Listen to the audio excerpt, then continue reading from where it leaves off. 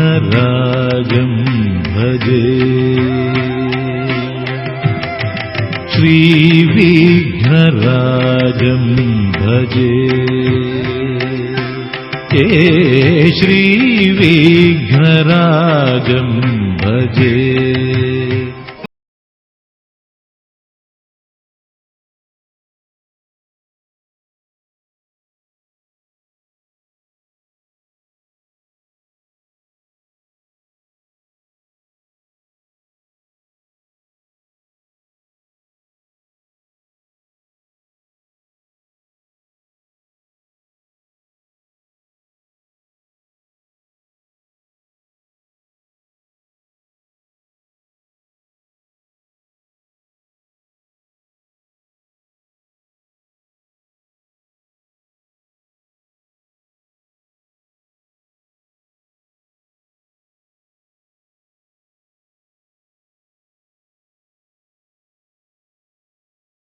കാവിൽ വിളങ്ങുന്നൊരംബികെ ഭക്തപോഷിണി നിത്യം നമോ നമ.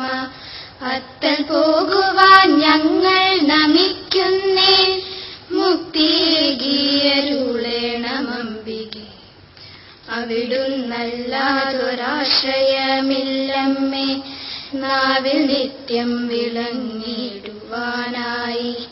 നിത്യവും തവ പാദാരവിന്ദത്തെ ഭക്തിപൂർണനായി നിത്യം നമിച്ചിടാം. ഭക്തി വൈരാഗ്യം ജ്ഞാനസമ്പത്തുമേ മുക്തിയേകാനായി തന്നു രക്ഷിച്ചാലും. നിത്യബോധ സ്വരൂപിണിയാകിയ കാർത്യായനി ദേവി നിത്യം നമിക്കുന്നു. പാഹി മാം സർവശക്തി സ്വരൂപിണി, പാഹി മാം പുത്തൻ കാവിൽ ഭഗവതി, പാഹി മാം കമനീയ സ്വരൂപിണി, പാഹി മാം സംസാര ദുഃഖ വിനാശിനി. ഈ യോഗം ഉദ്ഘാടനം ചെയ്യാൻ ഏറെ തിരക്കുണ്ടെങ്കിലും സദയം സ്വീകരിച്ചു വന്ന ശ്രീ ശ്രീ ചേന്നാസ് ദിനേശൻ തിരുമനസ് അവറുകളെ, ഈ കലശ സംബന്ധമായ കാര്യങ്ങളിൽ ഒരു പ്രഭാഷണം നടത്താൻ ഞാൻ ആദ്യം പറഞ്ഞതിനേക്കാൾ ഏറെ തിരക്കായി വിദേശ രാജ്യങ്ങളിലേക്ക് പുറപ്പെടുവാൻ പെട്ടിയുമായി അത്ര നിൽക്കുള്ള ശ്രീ ഗോപാലകൃഷ്ണൻ സാർ അദ്ദേഹത്തെ പ്രണാമിച്ചുകൊണ്ടും, കൂടാതെ ഇരിക്കുന്ന നായർ സർവീസ് സൊസൈറ്റിയുടെ താലൂക്ക് യൂണിയൻ പ്രസിഡന്റും ഡയറക്ടർ ബോർഡുമായ ശ്രീ രാജൻ, ജില്ലാ ജഡ്ജിയായ ശ്രീ സതീനാഥ് ഉൾപ്പെടെ രക്ഷാധികാരികളായിരിക്കുന്ന കിഴക്കം ഭാഗത്ത് മനയ്ക്കലെ KS പുരുഷോത്തമൻ മുരിപ്പാട്, ശ്രീ PR മുരളീധരൻ, അങ്ങനെ ഈ വേദിയിലിരിക്കുന്ന, പിന്നെ ഒന്നുകൂടി പറയുന്നു, നമ്മുടെ ഏഴക്കർനാട് അച്യുതൻ ഉൾപ്പെടെ ഇതിന്റെ ഊരാൾമാരിൽ ഒരാളായ ശ്രീ രാജൻ തിരുമനസ് ഉൾപ്പെടെ വേദിയിലിരിക്കുന്ന മുഴുവൻ പേരെയും ഈ ഇതിൽ ഭക്തരായി എത്തിയിരിക്കുന്ന മുഴുവൻ ഭക്തജനങ്ങളെയും പ്രണമിച്ചുകൊണ്ട് തുടങ്ങുന്നു. ഇങ്ങനെ ഒരു യോഗം വേണമെങ്കിൽ അതിന്റെ ഉദ്ഘാടകൻ ആരായിരിക്കണം? രണ്ട് സംശയം ഉണ്ടായില്ല. അത് ഗുരുവായൂർ തന്ത്രിയായ ചേന്നാസ് ദിനേശൻ നമ്പൂരിപ്പാട് തന്നെ വേണം. അതിനുള്ള ശ്രമങ്ങൾ ഞങ്ങൾ നടത്തി. ഭഗവതിയുടെ അനിഷ്ടങ്ങൾ യാതൊരു അനിഷ്ടവും ആ കാര്യത്തിൽ ഉണ്ടായില്ല. ഞങ്ങൾ എവിടെയെല്ലാം വിട്ടുവോ അവരെല്ലാവരും ആ കാര്യത്തിൽ ഞങ്ങളോട് സഹകരിച്ചു. ഞങ്ങൾക്ക് വേണ്ടി പറഞ്ഞവരും പറയിക്കപ്പെട്ടവരുമായ അത് കേട്ട മാത്രയിൽ തന്നെ അത് അങ്ങനെ എന്നെ സംബന്ധിച്ച ഏറെ തിരക്കുകളും ഒരുപാട് ബന്ധപ്പാടുകളുണ്ടെങ്കിൽ ഇതിൽ വന്നു ചേർന്ന ദിവ്യശ്രീയായ ബ്രഹ്മശ്രീയായ ശ്രീ ശ്രീ ചേന്നാസ് ദിനേശൻ നമ്പൂരിപ്പാട് അദ്ദേഹങ്ങൾക്ക് 1000 പ്രണാമങ്ങളോടെ ഈ യോഗത്തിന്റെ പേരിലും ഈ ഭഗവതിയുടെ കമ്മിറ്റി, ഇതിന് ഭരണ കമ്മിറ്റിയുടെ പേരിലും എന്റെ വ്യക്തിമാരിലും അങ്ങയെ ഞാൻ സ്വാഗതം ആശംസിക്കുന്നു, ഈ യോഗത്തിന് പരിചയപ്പെടുത്തുന്നു. അപ്പോ യോഗം തീരുമാനിച്ചു. അപ്പൊ ഇതിനൊരു പ്രഭാഷണം വേണം. അതിലും പണ്ട്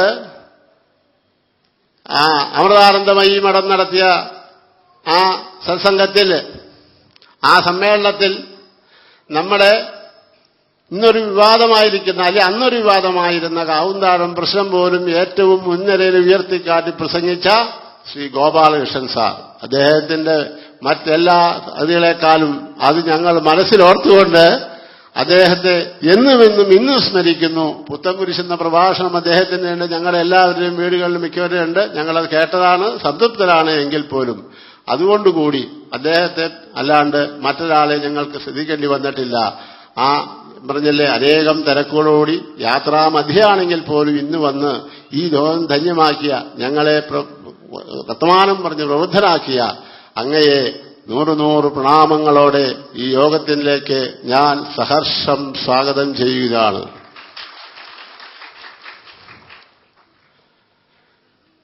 പിന്നെ ഇനിയിരിക്കുന്നത് ആശംസകരായി ഇവിടെ എത്തിയിരിക്കുന്ന നമ്മുടെ താലൂക്ക് പ്രസിഡന്റ് രായൻചേട്ടൻ, അദ്ദേഹത്തെയും അനേകം യോഗങ്ങളിലായതുകൊണ്ട് പ്രത്യേകം പരിചയപ്പെടുത്തുന്നതും വേണമെങ്കിലും ഔപചാരികമായി ഈ യോഗത്തിലേക്ക് ഞാൻ അങ്ങയെ സ്വാഗതം ചെയ്യുന്നു.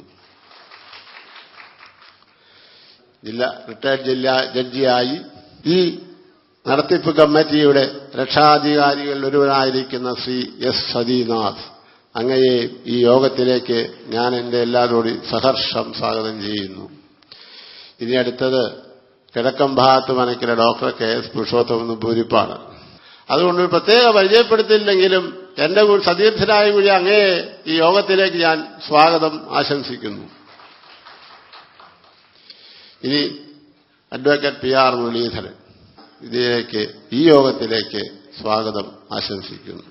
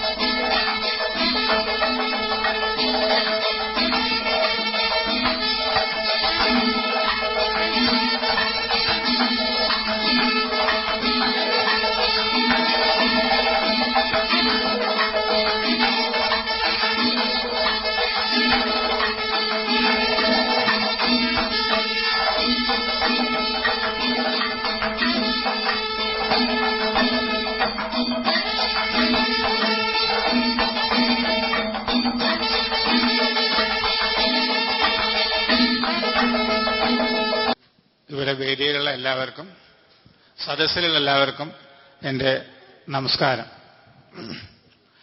എന്തോ ഗുരുവായൂരപ്പന്റെ ഒരു അനുഗ്രഹം കൊണ്ട് എന്ന് പറയട്ടെ, എനിക്കിവിടെ വരാനൊരു ഭാഗ്യമുണ്ടായി. ആദ്യം എന്നോട് ഡോക്ടർ വള്ളൂരാണ് എന്നോട് വിളിച്ച് പറഞ്ഞത് ഇവിടെ വന്ന് ഈ ചടങ്ങൊന്ന് നടത്തി തരണം എന്ന് പറയണ്ടായി.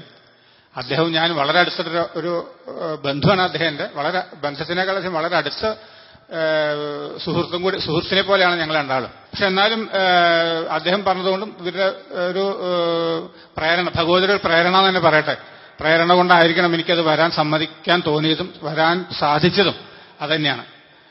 എന്തായാലും അത് വളരെ ഒരു കൃതാർത്ഥത തോന്നുന്നു ഇവിടെ വന്നപ്പോൾ. ഇത്രയും നല്ലൊരു സദസ്സും പിന്നെ ഡോക്ടർ ഗോപാലകൃഷ്ണനെ പോലെയുള്ള ആരാധ്യന്മാരായിട്ടുള്ള ആൾക്കാർ പ്രഭാഷണം കേൾക്കാനുള്ള ഒരു അവസരവും എനിക്കുണ്ടായി. അതൊക്കെ കൊടുക്കുമ്പോൾ വളരെ സന്തോഷം തോന്നുന്നു എനിക്ക് വരാമെന്ന് തോന്നിച്ചതെന്നർത്ഥം. ഇവര് പറഞ്ഞു കലശത്തിനെ പറ്റിയിട്ട് എന്തെങ്കിലും ചുരുക്കത്തിലൊന്ന് പറയണമെന്ന് പറഞ്ഞു. അത് തലയിലപ്പോൾ വാലാട്ടണ ഛായയാണ് ഞാൻ ഇപ്പൊ ഇത് പറയാന്ന് വെച്ചാൽ. അദ്ദേഹം ഇതൊക്കെ വളരെ താത്വികമായിട്ടും സയന്റിഫിക്കായിട്ടും പഠിച്ച് നിങ്ങളോട് പറയാൻ തയ്യാറായിട്ടിരിക്കുന്ന ഒരാളാണ്. അദ്ദേഹത്തെ സാധിക്കുകയും ചെയ്യും. അദ്ദേഹത്തിന്റെ ആ പാണ്ഡിത്യത്തിന് മുമ്പിലൊക്കെ നമ്മൾ തല കുനിക്കണം. അത്രയും ആരാധനായിട്ടുള്ള ആളാണ് അദ്ദേഹം. പക്ഷെ എന്നാലും എനിക്ക് അറിയാവുന്ന ചില കാര്യങ്ങൾ ഞാൻ പറയാമെന്ന് മാത്രമേ. ഒരു വ്യാഴവട്ടത്തിൽ ഒരിക്കലെങ്കിലും ഒരു നവീകരണം നടത്തണം എന്നൊരു പ്രമാണം പറയുന്നുണ്ട്. വേണമെന്നല്ല, നിർബന്ധമൊന്നുമില്ല. പക്ഷെ അതിലിടയ്ക്ക് ചൈതന്യങ്ങൾ കുറഞ്ഞു വരാൻ സാധ്യതകളുണ്ട് എന്നുള്ള നിലയ്ക്കാണ് ഒരു വ്യാഴവട്ടക്കാലത്തിൽ, അതായത് 12 കൊല്ലത്തിലൊരിക്കലെങ്കിലും ഒരു നവീകരണം വേണമെന്ന് പറയാനുള്ള ഒരു കാരണം. പക്ഷെ നമ്മൾ അതുപോലെ നന്നായി കൊണ്ടു നടക്കുന്ന ക്ഷേത്രങ്ങളിലാണ് ചൈതന്യം കുറയാൻ സാധ്യതകളൊന്നുമില്ല. അതായിട്ട് നവീകരണം നടത്തേണ്ട വിഷയങ്ങളൊന്നും വരുന്നില്ല എന്നർത്ഥം. പക്ഷെ ഒരു നവീകരണത്തിന് അത് ആവശ്യം വരുന്നത് ഈ 12 കൊല്ലത്തിനിടയ്ക്കാണെന്ന് പറയേണ്ടതെന്നർത്ഥം. അതിനാദ്യമായിട്ട് ചെയ്യുന്നത് ആചാര്യവരനാണ്. ആചാര്യനെ വരിക്കുക. നമുക്കറിയാം, ഒരു ക്ഷേത്രത്തിലായാലും ഏത് ക്ഷേത്രത്തിലായാലും അതിലൊരു ആചാര്യൻ ഉണ്ടാവും, തന്ത്രി ഉണ്ടാവും. തന്ത്രി എന്ന് പറഞ്ഞാൽ ദേവന്റെയോ ദേവിയുടെയോ പിതൃസ്ഥാനീയനാണ്. അപ്പൊ അദ്ദേഹത്തിന് ഈ കലശം നടത്തുവാനുള്ള ചുമതല നമ്മൾ ഏൽപ്പിച്ചു. നാട്ടുകാരെല്ലാവരും ഇതിൽ കലശം എന്ന് പറഞ്ഞ ഒരു വ്യക്തിയുടെയോ തന്ത്രിയുടെയോ അല്ലെങ്കിൽ ഈ കമ്മിറ്റിക്കാരുടെയോ ഒന്നും മാത്രമല്ല, എല്ലാവരും കൂടി സഹകരിച്ച് ചെയ്യേണ്ട ഒരു കർമ്മമാണ്. കലശായാലും ഉത്സവമായാലും എന്നർത്ഥം. ഈ ശുദ്ധാവുക, നിഷ്കളങ്കാവുക, നിഷ്കാമാവുക, അങ്ങനെ ഭജിക്കുക. അങ്ങനെ ഭജിച്ചു കഴിഞ്ഞാൽ നമ്മുടെ മാനസികാവസ്ഥയ്ക്ക് യാതൊരു സംശയമില്ലാണ്ട് മാറ്റങ്ങൾ ഉണ്ടാവും എന്നുള്ളത് സംഭവ്യമാണ്. ആ ലയം കൊണ്ട് നമുക്ക് അമ്മയിൽ ലയം പ്രാപിക്കാനും അമ്മയുടെ അനുഗ്രഹം പൂർണ്ണമായി നമുക്ക് ലഭിക്കാനും വരും എന്നുള്ളത് യാതൊരു സംശയവുമില്ല. ഈ നാട്ടിൽ വന്നിട്ടുള്ള എല്ലാ ജനങ്ങളും ആ വിധത്തിൽ അമ്മയോട് പ്രാർത്ഥിക്കും. അവർ ലയം പ്രാപിച്ച് നല്ലൊരു പുതിയതായിട്ടുള്ളൊരു മാനസികാവസ്ഥ എല്ലാവർക്കും ഉണ്ടാവാൻ വേണ്ടി ഞാൻ ഗുരുവായൂരപ്പനോട് പ്രാർത്ഥിക്കുന്നു. എല്ലാവർക്കും എന്റെ നമസ്കാരം. സംപൂജ്യരായ എല്ലാ കുടുംബാംഗങ്ങൾക്കും നിറഞ്ഞ ഹൃദയത്തോടുകൂടി പ്രണാമമർപ്പിക്കുന്നു. പലപ്പോഴും പല സദസ്സുകളിലും ഞാൻ പറയാറുണ്ട്, ഇപ്രകാരം ഉജ്ജ്വലമായ ശ്രദ്ധയോടുകൂടിയിരിക്കുന്ന വലിയൊരു സദസ്സിന്റെ മുമ്പിൽ ഒരു പ്രഭാഷണം നടത്തുമ്പോൾ ആ സദസ്സിലുള്ള വ്യക്തികളുടെ മുഖഭാവം, അവരെന്നിൽ നിന്ന് പ്രതീക്ഷിക്കുന്ന ചെറിയ വിവരങ്ങളും വിവരണങ്ങളും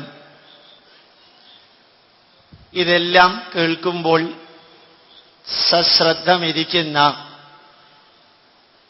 ഈ ജനങ്ങളെയെല്ലാം എൻ്റെ മുമ്പിലിരുത്തിയ ഈശ്വര, ഞാൻ ആരോടാ നന്ദി പറയേണ്ടത്? അത് പലപ്പോഴും അഹം എന്ന സിനിമയിൽ തലപ്പാവ് കെട്ടിക്കൊണ്ട് മോഹൻലാല് നടക്കുന്നൊരു കാഴ്ചയുണ്ട്. ആ സമയത്ത് അദ്ദേഹത്തിന്റെ നാവിൽ നിന്നും അതുപോലെ പുറകിൽ നിന്നും വരുന്നൊരു പാട്ടുണ്ട്, നന്ദി ആരോടു ഞാൻ ചൊല്ലേണ്ടു. അതേ ഒരു വികാരത്തോടുകൂടിയാണ് ഇന്നും ഞാൻ നിങ്ങളുടെ മുമ്പിൽ ഇരിക്കുന്നത്. ഹൃദയം തുറന്ന് ആത്മാവിന്റെ ഗന്ധത്തോടുകൂടിയാണ് ഞാൻ പറയുന്നത്. പുത്തൻകുരിശില്, പുത്തൻകാവില്, ചാരപ്പറമ്പില് ഭഗവതി ക്ഷേത്രത്തിന്റെ മുമ്പിൽ വന്ന് ഒരിക്കൽ കൂടി പ്രഭാഷണം നടത്താൻ ഇതുപോലെ മഴയില്ലാത്ത ദിവസം, അന്ന് മഴയുണ്ടായിരുന്നു, മഴയില്ലാത്ത ഇന്ന് സാധിക്കുമെന്ന് എനിക്ക് ചിന്തിക്കാൻ സാധിക്കുമായിരുന്നില്ല. പലപ്പോഴും കോലഞ്ചേരിയിലും മൂവാറ്റുപുഴയിലുമെല്ലാം പ്രഭാഷണത്തിനായി ഈ ക്ഷേത്രത്തിന്റെ മുമ്പിൽ കൂടെ പോകുമ്പോൾ ഞങ്ങൾ പരസ്പരം സംസാരിക്കാറുണ്ട്. പണ്ടുണ്ടായ അനുഭവവും ഇനി അതുപോലൊരു പ്രഭാഷണം ഇവിടെ എന്ന് സാധിക്കും എന്നുള്ളതിനെക്കുറിച്ചും. ആ മോഹൻലാലിനെ പോലെയാണ് ഞാൻ എന്ന് പറയുന്നത് പോലെ ഒരു വരി കൂടി പറയാൻ ആഗ്രഹിക്കുന്നു. യഥാർത്ഥത്തിൽ ഞാൻ ഇന്ന് സ്റ്റേജിലിരിക്കേണ്ട വ്യക്തിയല്ല. ഉദ്ഘാടന സമ്മേളനത്തിൽ ഞാൻ ഇരിക്കുകയുമില്ല എന്ന് ശ്രീനിവാസനെ അറിയിച്ചിരുന്നു. അദ്ദേഹം പറഞ്ഞു, സാറ് പുറത്ത് കസേരയിലിരുന്നാൽ അതൊരു ദുഃഖമാണ്, വേദനയാണ് ഞങ്ങൾക്കെന്ന് പറഞ്ഞതുകൊണ്ട് മാത്രമാണ് ഞാൻ ഈ സ്റ്റേജിൽ കയറിയിരുന്നത്. ആ സ്റ്റേജിൽ കയറിയിരുന്നപ്പോൾ ഇവിടെ ആശംസ പറഞ്ഞവരും എല്ലാവരും ഗോപാലകൃഷ്ണൻ എന്ന വാക്ക് എടുത്തെടുത്ത് പറഞ്ഞു. ആ പറഞ്ഞവരോടും കേട്ടവരോടും രണ്ട് കയ്യും കുപ്പി ഗോപാലകൃഷ്ണൻ പറയുന്നു, ഇന്നലെ വൈകുന്നേരം ഞാനൊരു സിനിമയുടെ ഒരു ഭാഗം കണ്ടു, കഥ പറയുമ്പോൾ എന്ന സിനിമ. അതിൽ ബാർബർ ബാലൻ, ആ ബാലൻ 25 വർഷം മുമ്പ് പരിചയപ്പെട്ട അശോക് രാജ് എന്നൊരു കഥാപാത്രമുണ്ട്. മമ്മൂട്ടിയാണത്. എല്ലാവരും ഈ ബാർബർ ബാലനെ അഭിനന്ദിച്ചു, അനുമോദിച്ചു. ആടിന്റെ കരള് വരെ കറിയുണ്ടാക്കി വീട്ടിൽ കൊണ്ടുവന്നു. അതെല്ലാം അദ്ദേഹം കാണുമ്പോഴും വരികളെല്ലാം കേൾക്കുമ്പോഴും അദ്ദേഹം പറഞ്ഞു, എനിക്ക് ഈ അശോക് രാജിനെ അറിയാമെന്നല്ലാതെ അദ്ദേഹത്തിന് എന്നെ അറിഞ്ഞൂടാ. ഞാനൊരു സാധാരണ മനുഷ്യനാണ്, ഒരു ബാർബറാണ്. ഇടിഞ്ഞു പൊളിഞ്ഞ ഒരു കടയിൽ തലമുടി വെട്ടി ജീവിക്കുന്ന എന്നിൽ നിന്ന് നിങ്ങൾ ഇതെല്ലാം പ്രതീക്ഷിക്കുമ്പോൾ എനിക്ക് ദുഃഖം തോന്നുന്നു എന്ന് പല പ്രാവശ്യം പറഞ്ഞു. അത് ഞാൻ ഇവിടെ ഈ പ്രഭാഷണത്തിന്റെ തുടക്കത്തിൽ നിങ്ങളോട് പറഞ്ഞത്, മഹാസാഗരം മാതിരി അറിവുള്ളൊരു രാഷ്ട്രമാണ് ഭാരതം. 2000-ഓളം ഗ്രന്ഥങ്ങളും 10,000-ഓളം വ്യാഖ്യാനങ്ങളും 1,00,000-ഓളം ഉപാഖ്യാനങ്ങളുമുള്ള അറിവിന്റെ മഹാസാഗരമായ ഭാരതത്തിൽ നിന്ന്, ആ ഭാരതത്തിന്റെ വിജ്ഞാന ഭണ്ഡാരമാകുന്ന സാഗരത്തിൽ നിന്ന് അരബക്കറ്റ് വെള്ളവും കൊണ്ട് നിൽക്കുന്ന ഗോപാലകൃഷ്ണനെ 12 പേര് മൈക്കിന്റെ മുമ്പിൽ സംസാരിച്ചപ്പോഴും എടുത്തു പറഞ്ഞപ്പോ ഞാൻ വിനയപുരസ്സരം തൊഴുതുകൊണ്ട് പറയുന്നു, നമ്മളൊന്നുമല്ല. പലപ്പോഴും തോന്നാറുണ്ട്, അറിയണമെന്നാഗ്രഹമുള്ളവരുടെ മുമ്പില് ഏതോ ജഗദീശ്വരൻ തന്ന പദങ്ങള് പദാനുപദം പറയുമ്പോൾ നിങ്ങൾക്ക് തോന്നുന്ന സ്നേഹമാണ് ബഹുമാനമായിട്ട് എന്നിലേക്ക് വരുന്നത്. വീണ്ടും അഭ്യർത്ഥിക്കുന്നു, രാഷ്ട്രത്തിലേക്ക് അതർപ്പിക്കുക. നമ്മുടെ പൂർവീക ഋഷിവര്യന്മാരുടെ സമ്പത്താണത്. ഞാൻ മൈക്ക് സെറ്റ് മാത്രമാണ്. ആ മൈക്ക് സെറ്റായ ഗോപാലകൃഷ്ണനെ ബഹുമാനിക്കുകയോ ആദരിക്കുകയോ ചെയ്യുന്നതിന് പകരം നമ്മുടെ ഋഷീശ്വരന്മാര് ഇതെല്ലാം നമുക്ക് തന്നു. അവരുടെ പേരും അവർ പറഞ്ഞില്ല, അവര് ക്രെഡിറ്റും എടുത്തില്ല, അവർക്കാർക്കും ഡോക്ടറേറ്റും ഉണ്ടായിരുന്നില്ല, അവരാരും ഡീലിറ്റുമുള്ളവരായിരുന്നില്ല. പക്ഷേ അതിനേക്കാളെല്ലാം ഉയരത്തിലിരുന്ന് രാഷ്ട്രായ സ്വാഹ, രാഷ്ട്രായ ഇദം നമമ, this I am offering to my motherland, this I am offering to my motherland, it does not belong to me, ഇതെന്റേതല്ല. ഇദം ന മമ, this does not belong to me എന്ന് പറയാൻ സമർപ്പണ ഭാവത്തോടുകൂടി പ്രവർത്തിച്ച ആ ഋഷിവര്യന്മാര്, അതാണ് നമ്മൾ ഓർമ്മിക്കേണ്ടത്, അതാണ് ശാശ്വതമായി വാഴ്ത്തേണ്ടത്. അവര് ജീവിതത്തിൽ എന്നും പറഞ്ഞൊരു വരിയുണ്ട്. ആ വരിയില് നമ്മൾ ഓർമ്മിക്കാനുള്ളത്, നമ്മൾ എവിടെ നിന്ന് പ്രയാണം ആരംഭിച്ചു, എവിടേക്ക് പോകുന്നു എന്നൊരറിവ് നമുക്കുണ്ടാവണം. ഞാൻ വിഷയത്തിലേക്ക് കടക്കുകയാണ്. ഇതൊരു പ്രഭാഷണമല്ല, ഒരു ക്ലാസ്സാണ്. ഞാൻ പറഞ്ഞത് ആവർത്തിക്കുന്നുണ്ടാവും. ഉൾക്കൊള്ളാൻ വേണ്ടിയാണ് ആവർത്തിക്കുന്നത് എന്നുകൂടി അറിയിച്ചുകൊണ്ട്, നമ്മളുടെ എല്ലാം ജീവിതത്തില് ഒരാരംഭമുണ്ട്, ദ സ്റ്റാർട്ടിംഗ് പോയിന്റ്. നമ്മളുടെ എല്ലാം ജീവിതത്തില് ഒരു ലാസ്റ്റ് പോയിന്റ് ഉണ്ട്, ദ എൻഡ് പോയിന്റ്. ഈ starting point day of birth, end point day of death. ഈ ഡി ഓഫ് ബിയിൽ നിന്ന് ഡി ഓഫ് ഡിയിലേക്കുള്ള പ്രയാണം പലരും പല വഴികളിലൂടെ പോകുന്നു. വളരെ പ്രഗത്ഭനായിട്ടുള്ള എഴുത്തുകാരൻ ഷേക്സ്പിയർ പറയുകയുണ്ടായി, യു ബി യുവർ സെൽഫ്, നിങ്ങൾ നിങ്ങളായി ജീവിക്കുക. നമ്മൾ നമ്മളായി ജീവിക്കുമ്പോൾ നമുക്കെന്നും ഒരു വഴിയുണ്ട്, ഒരു മാർഗമുണ്ട്. മറ്റൊരാൾ പറഞ്ഞു, ഫ്രാങ്ക്ലിൻ നല്ല രസകരമായിട്ട് പറഞ്ഞു, if you do not have any aim you can go through any route. ലക്ഷ്യം ജീവിതത്തിൽ ഇല്ലെങ്കിൽ ഏത് മാർഗത്തിലൂടെയും നിങ്ങൾക്ക് പ്രയാണം ചെയ്യാം. പക്ഷേ നമുക്കൊരു ലക്ഷ്യമുണ്ട്, ചെറുതായാലും വലുതായാലും. എനിക്കും നിങ്ങൾക്കുമെല്ലാം ഒരു ലക്ഷ്യമുണ്ട്. യഥാർത്ഥത്തില് ആരാധ്യനായ ദിനേശൻ നമ്പൂതിരിപ്പാട് തിരുമനസിന്റെ ലക്ഷ്യം മാർഗം, താൻ പഠിച്ച വേദം, താൻ പഠിച്ച തന്ത്രം, താൻ പഠിച്ച മന്ത്രവും കർമ്മവും എല്ലാ മനുഷ്യർക്കും പ്രയോജനപ്രദമായ രീതിയിൽ ഗുരുവായൂരിലും അവിടെ നിന്ന് അവിടത്തെ പ്രതിനിധിയായിട്ട് എവിടെയെല്ലാം പോകുന്നുവോ അവിടെയും എത്തിക്കുക എന്നുള്ളത് അദ്ദേഹത്തിന്റെ ജീവിതത്തിന്റെ മാർഗവും ലക്ഷ്യവുമാണ്. ഒരു തന്ത്രിയായി എല്ലാവരുടെ നന്മയ്ക്കും വേണ്ടി പ്രവർത്തിച്ച് ഡി വരെ, ഡേറ്റ് ഓഫ് ഡെത്ത് വരെ ജീവിക്കാം. ചിലർക്ക് ലക്ഷ്യമുണ്ട്. കുറേ കാലം കുറെ പഠിച്ചു, ഋഷികേശിൽ പോയി താമസിച്ചു, നല്ലൊരു ആചാര്യനെ കണ്ടെത്തി, അവിടെ നിന്ന് ഹിമാലയ സാനുക്കളിലേക്ക് പോയി, എന്നിട്ട് തപസ് ചെയ്തു, ധ്യാനിച്ചു, അവസാനം ബ്രഹ്മസാക്ഷാത്കാരം. അപ്പൊ മറ്റൊന്നും അദ്ദേഹത്തിന്റെ ജീവിത ലക്ഷ്യമല്ല. യതോ വാ ഇമാനി ഭൂതാനി ജായന്തേ ഏന വാ ജാതാനി ജീവന്തി യത് പ്രയന്തി അഭിസംവിശന്തി തത് വിജിജ്ഞാസസ്വ തത് ബ്രഹ്മേതി. നല്ലൊരു വരിയാണ്.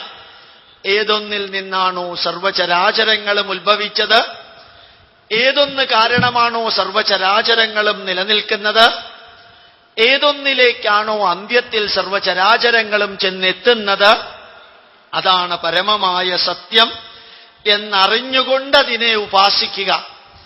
അങ്ങനെ ഉപാസിക്കുന്ന വ്യക്തികളെ സംബന്ധിച്ചിടത്തോളം ജീവിതത്തിന്റെ മിഡിൽ പോയിന്റും എൻഡ് പോയിന്റും ബ്രഹ്മസാക്ഷാത്കാരമാണ്. വിജയിച്ചാലും പരാജയപ്പെട്ടാലും ബ്രഹ്മസാക്ഷാത്കാരം വിജയിക്കണമെന്ന് നിർബന്ധമൊന്നുമില്ല. അതിലുദ്ദേശിച്ച രീതിയിൽ ബ്രഹ്മാനന്ദവും ബ്രഹ്മാനുഭൂതിയും ഒന്നും ലഭിക്കണമെന്ന് നിർബന്ധമില്ല. പക്ഷെ അതിലൂടെ സഞ്ചരിക്കുന്നവരുണ്ട്. നല്ലൊരു ഡോക്ടർക്കും ഇതേപോലെ ബിഗിനിങ്ങും മിഡിലും എൻഡുമുണ്ട്. ആ ഡോക്ടർ മെഡിക്കൽ സിസ്റ്റം പഠിച്ചു, സർജനായി, MBBSും MDയും FRCSും കഴിഞ്ഞ് പിന്നെ ലക്ഷ്യം എന്തെന്ന് ചോദിച്ചാൽ യഥാർത്ഥത്തില് ഒരു ലക്ഷ്യം ഈ അറിവ് നിലനിൽക്കുന്നിടത്തോളം കാലം, ഓർമ്മയിൽ റീറ്റെയിൻ ചെയ്യാൻ സാധിക്കുന്നിടത്തോളം കാലം താൻ പഠിച്ച അറിവുകൾ കൊണ്ട് കുറേ പേരുടെ രോഗമില്ലാതെയാക്കുക, ആ സമയത്തിൽ പറ്റുന്നിടത്തോളം പൈസ ഉണ്ടാക്കുക. ഈ രണ്ടുമുണ്ട്, ഒരെണ്ണം മാത്രം ആവണമെന്നില്ല. അപ്പൊ ഒരു ഡോക്ടർക്ക് ബിഗിനിങ് ഉണ്ട്, മിഡിലുണ്ട്, എൻഡ് ഉണ്ട്.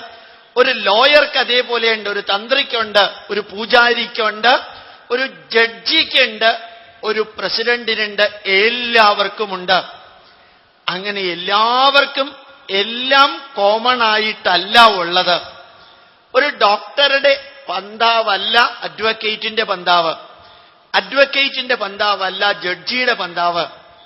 അതുകൊണ്ട് എന്റെ മുമ്പിൽ ഇരിക്കുന്ന മഹാസദസ്സിലെ ജനതയും ഇടത് സൈഡിൽ ഗ്രൗണ്ടിൽ നിൽക്കുന്നവരും എല്ലാവരും ജനിച്ച് നിലനിന്ന് ഇല്ലാതെയാകുന്നവരാണെങ്കിൽ, ജനിച്ച് നിലനിന്ന് ഇല്ലാതെയാകുന്നവരാണെങ്കിലും ഈ ജനനം മുതൽക്ക് മരണം വരെയുള്ള റോഡ് ഇവർക്കെല്ലാവർക്കും ഒന്നല്ല. പക്ഷേ അവരുടെ ജീവിതത്തിൽ സാമാന്യമായി കോമൺ ആയിട്ടുള്ള കുറെ കാര്യങ്ങളുണ്ട്. എല്ലാവരുടെയും ജീവിതത്തിൽ സാമാന്യമായിട്ട് കോമൺ ആയിട്ടുള്ളത് എല്ലാവർക്കുമുണ്ട്. അതെന്താണ്?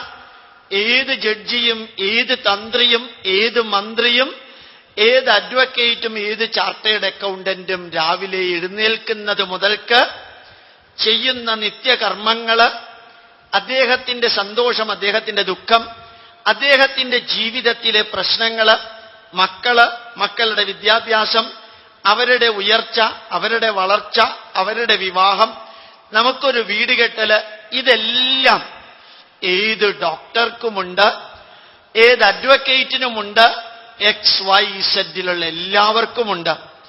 അങ്ങനെയുള്ള കർമ്മങ്ങളെ നമ്മൾ എന്തു പറയുന്നു?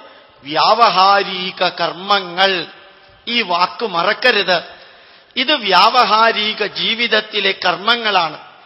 ഇനി ഇതൊന്നിലും പെടാതെ ശങ്കരാചാര്യരെ പോലെ കുറച്ചു കാലം വേദം പഠിച്ചു, ഉപനിഷത്ത് പഠിച്ചു, അദ്വൈതം പഠിച്ച് രാഷ്ട്രം മുഴുവനും നടന്ന് മഠങ്ങൾ സ്ഥാപിച്ച് ഇരുന്നുപാസിച്ച് ആവുമ്പോ തിരിച്ചുപോയി. അദ്ദേഹത്തിന് വീട് പണിയണമെന്നില്ല, മക്കളുടെ വിവാഹം എന്നുള്ളതില്ല, ജീവിതത്തിലെ പ്രശ്നങ്ങളില്ല. 25,000 രൂപയിൽ കുറവൊരു സർട്ടിഫിക്കറ്റ് ഉണ്ടാക്കി 2 രൂപയിൽ ഒക്കെ മേടിക്കുന്ന അരിയുടെ പ്രശ്നം അദ്ദേഹത്തിന് ഇല്ല.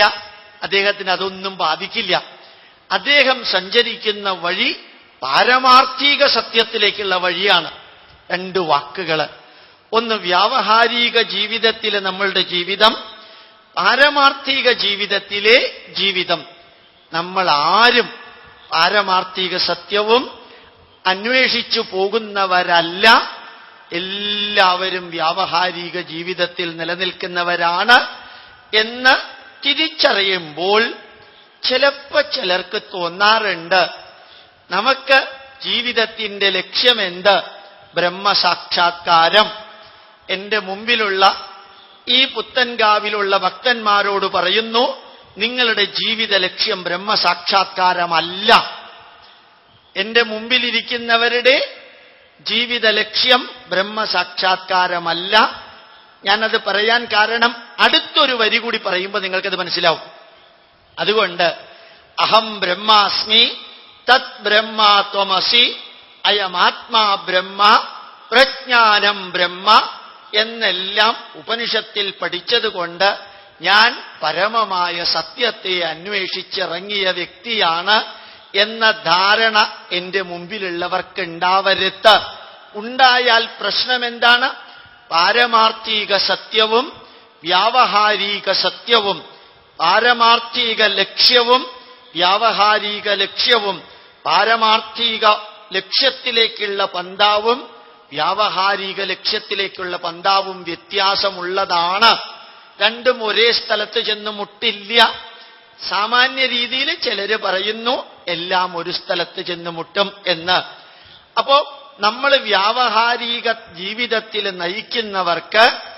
ജീവിക്കുന്നവർക്ക് വലിയൊരു പന്താവുണ്ട്. അത് നിങ്ങൾ ഓർമ്മിക്കണം. വളരെ വ്യക്തമായിട്ട് അടിവരയിട്ട് പറയുന്നു, വ്യാവഹാരിക ജീവിതത്തിലൂടെ മുമ്പോട്ട് പോകുന്ന നമ്മളുടെ ലക്ഷ്യം മനസ്സിനെ ഉയർത്തുക, മനസ്സിനെ വളർത്തുക, മനസ്സിനെ ഉജ്ജ്വലമാക്കുക, തിന്മയിൽ നിന്ന് മനസ്സിനെ നന്മയിലേക്ക് കൊണ്ടുപോവുക. Change the mind from the bad to good, change the mind from yesterday to today, change the mind from താമസിക ലെവൽ ടു സാത്വിക level, change the mind from pessimism to optimism, change the mind from the negatives to the positives. ഇതൊന്നും മനസ്സിലായാൽ ഒരു വിഷമമുള്ള കാര്യമല്ല. പ്രയോഗിക്കണോ വേണ്ടയോ എന്നുള്ളത് അല്പം കഴിഞ്ഞ് നമുക്ക് ചർച്ച ചെയ്യാം. അതുകൊണ്ട് എന്റെയും നിങ്ങളുടെയും ജീവിതത്തില്, നമ്മുടെ ജീവിതത്തില്, നിങ്ങൾ ഏത് പ്രായക്കാരാണെങ്കിലും, ഏത് മതക്കാരാണെങ്കിലും, ഏത് രാഷ്ട്രത്തിൽ ജന്മം കൊണ്ടവരാണെങ്കിലും, ഏത് തരത്തിലുള്ള ഭാഷ സംസാരിക്കുന്നവരാണെങ്കിലും, നമ്മുടെ ജാതി മത ഇസ വർഗ വർണ്ണ ഭാഷ ലിംഗ പ്രായ വ്യത്യാസങ്ങൾക്കതീതമായി മാനവരാശിക്ക് വ്യാവഹാരിക ജീവിതത്തില് നിലനിൽക്കുന്ന മനുഷ്യന്റെ ലക്ഷ്യവും മാർഗവും മനസ്സിൽ നന്മ നിറയ്ക്കുക എന്നുള്ളതാണ്.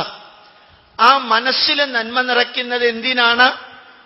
നമുക്കെല്ലാവർക്കും ഓർമ്മിക്കാനുള്ള 5 വാക്കുകൾ എല്ലാ പ്രഭാഷണത്തിലും ഞാൻ പറയാറുണ്ട്.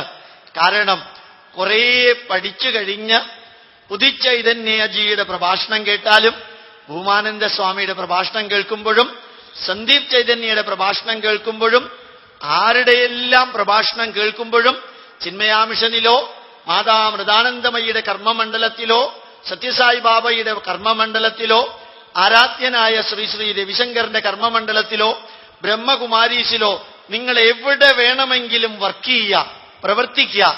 അപ്പോഴെല്ലാം മനസ്സിനകത്ത് കഴിയുന്നത്രയും നന്മകൾ നിറയ്ക്കാൻ സാധിച്ചാൽ കഴിയുന്നത്രയും എന്ന് ഞാൻ അടിവരയിട്ട് പറയുന്നു.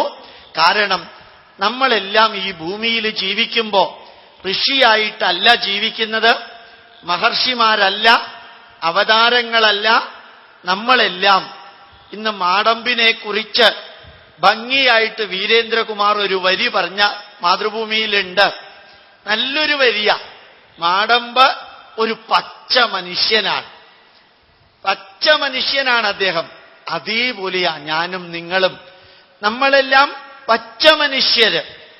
ആ പച്ച മനുഷ്യന്റെ മനസ്സിൽ കുറച്ചൊക്കെ വാശിയുണ്ടാവും, പകയുണ്ടാവും, ദേഷ്യം ഉണ്ടാവും, അഹങ്കാരം ഉണ്ടാവും, അതേപോലെ തന്നെ വികാര വിക്ഷോഭങ്ങൾ ഉണ്ടാവും. എല്ലാവരിലും ഉണ്ടാവും. അതേപോലെ എല്ലാവരിലുമുണ്ട് സ്നേഹവും ബഹുമാനവും ആദരവും കടമയും കടപ്പാടും എല്ലാം.